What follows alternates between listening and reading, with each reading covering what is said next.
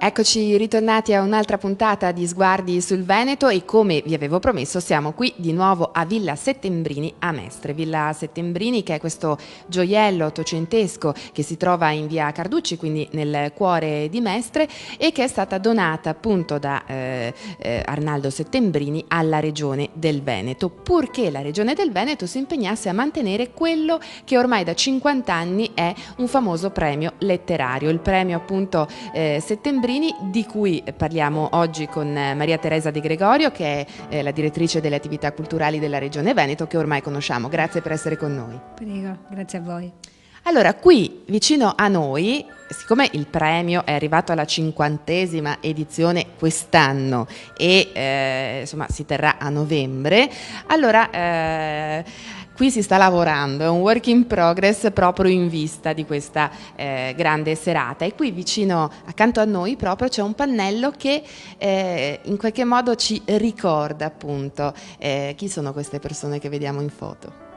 Allora, queste persone che vediamo in foto sono Arnaldo Settembrini con alcuni componenti della giuria dell'epoca, tra cui si riconosce Palazzeschi, quindi una giuria che storicamente è stata era composta da insigni letterati, e ancora oggi è una giuria con dei personaggi di grande spessore. Allora parliamo del premio, visto che ci siamo arrivati alla 50ª candelina. Che cosa avete pensato di organizzare? 50ª candelina. Quest'anno nel nostro territorio, nella nostra regione, abbiamo avuto 2 50esimi. Il 50esimo del premio Campiello, a cui la regione partecipa e sostiene, insomma è uno sponsor non indifferente nell'ambito organizzativo del premio, e il premio Settembrini.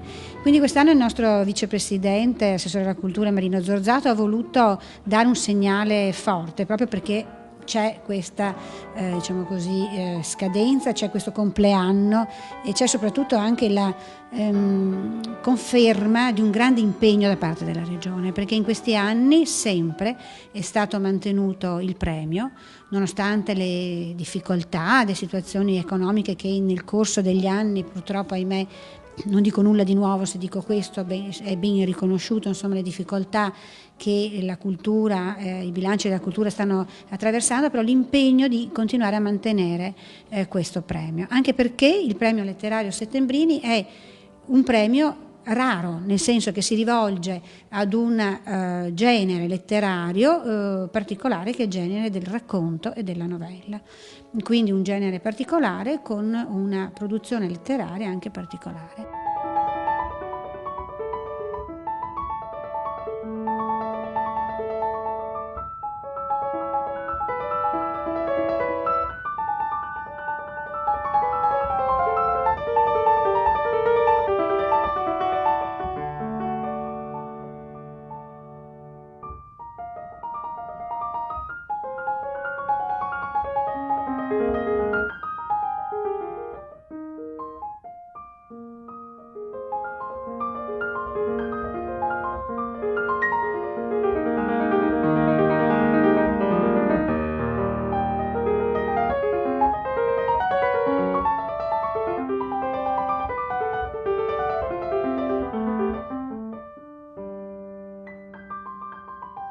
Come funzionava il premio negli anni scorsi? So che quest'anno c'è una novità proprio nel meccanismo, no? Sì, c'è una novità nel meccanismo, nel senso che noi da alcuni anni la Regione ha inteso affiancare alla giuria ufficiale, quella composta appunto dai grandi nomi tra i critici e gli autori, una giuria di giovani.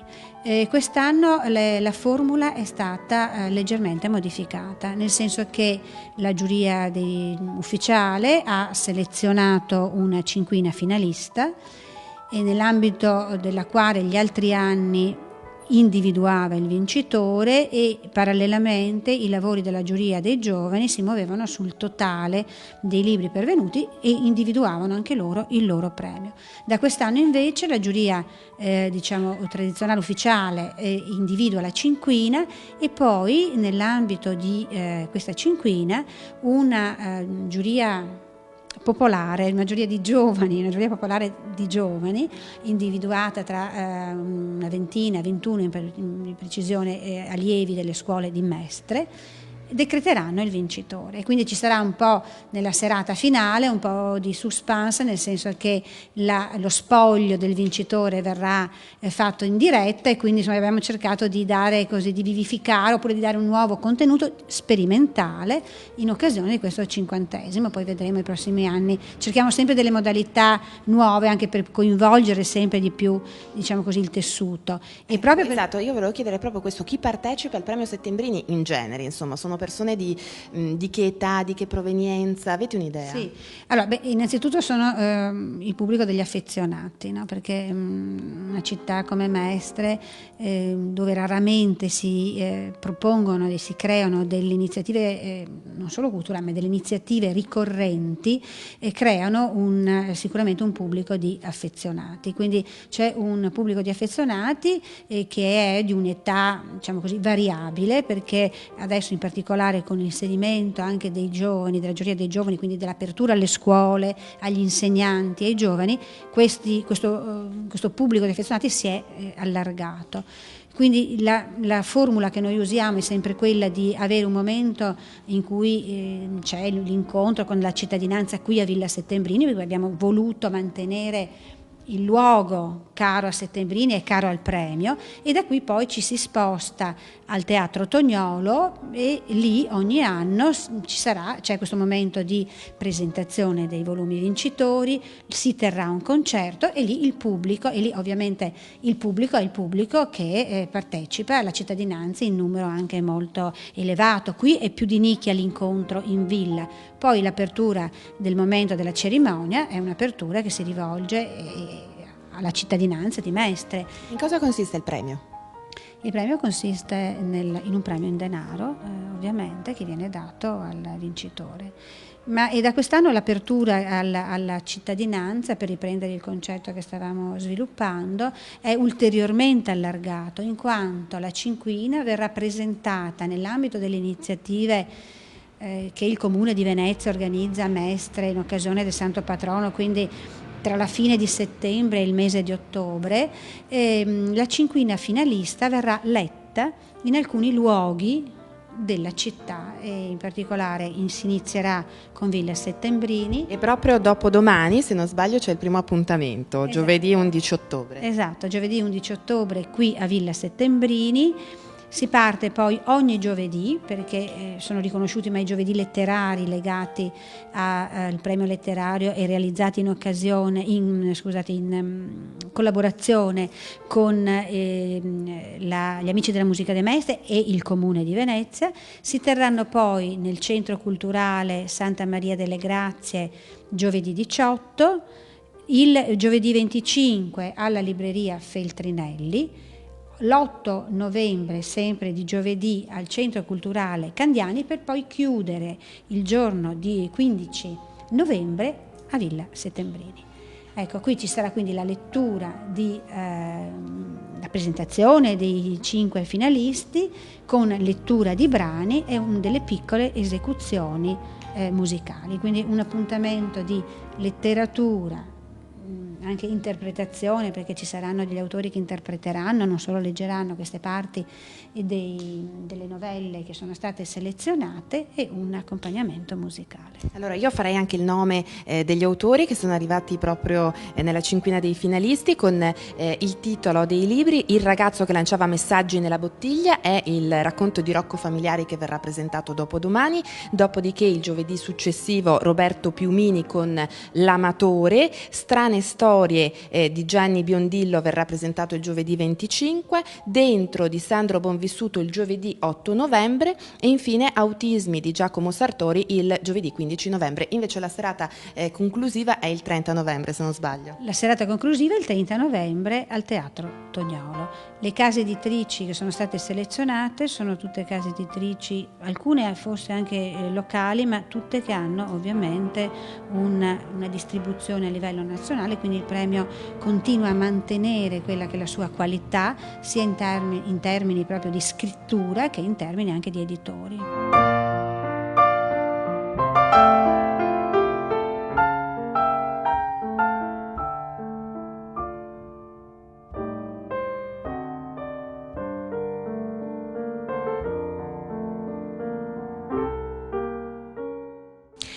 E nonostante insomma purtroppo in Italia si legga poco, ma il settore editoriale è uno dei settori su cui la Regione Veneto punta.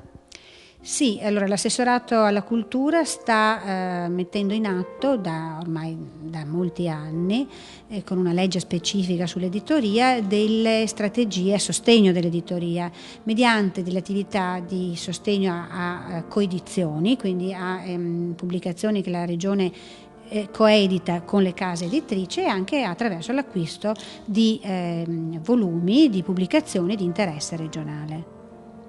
E nell'ambito poi della promozione dell'editoria invece del Veneto vengono realizzate delle iniziative sempre qui a Villa Settembrini. Sono 2 rassegne nella parte, diciamo così, primaverile e autunnale, nei 2 semestri dell'anno, in cui si cerca di dar conto, di promuovere le iniziative editoriali, le attività editoriali delle case editrici venete. E oltre, diciamo così, alla possibilità che la Regione del Veneto, attraverso l'assessorato alla cultura, dà nell'essere presente annualmente al Salone del Libro di Torino, laddove noi creiamo una vetrina delle produzioni editoriali regionali. Ecco, allora colgo l'occasione proprio per chiedere questo, cioè come è cambiato in questi ultimi anni il modo di scrivere delle persone che partecipano per esempio al premio Settembrini, e quali sono magari anche i temi che emergono con più forza. Beh, c'è sicuramente una trasformazione, perché è cambiato anche il linguaggio, il modo di espressione,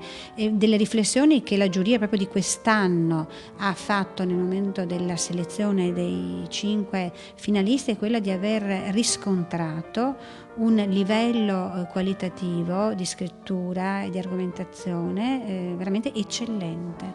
Cioè, quest'anno la giuria si è trovata a dover lavorare dovendo scegliere veramente delle pubblicazioni che hanno lasciato veramente tutti molto soddisfatti, quindi il premio si riconferma come una tra le, diciamo così, proprio attività editoriali estremamente importanti a livello nazionale. Grazie mille, allora, grazie per questo lavoro a Maria Teresa De Gregorio, direttrice appunto delle attività culturali della Regione Veneto. Appuntamento con il premio Settembrini quindi il 30 novembre qui a Villa Settembrini e poi al Teatro Toniolo di Mestre. Intanto io ringrazio anche tutti voi per averci seguito. Appuntamento con Sguardi sul Veneto tra 7 giorni.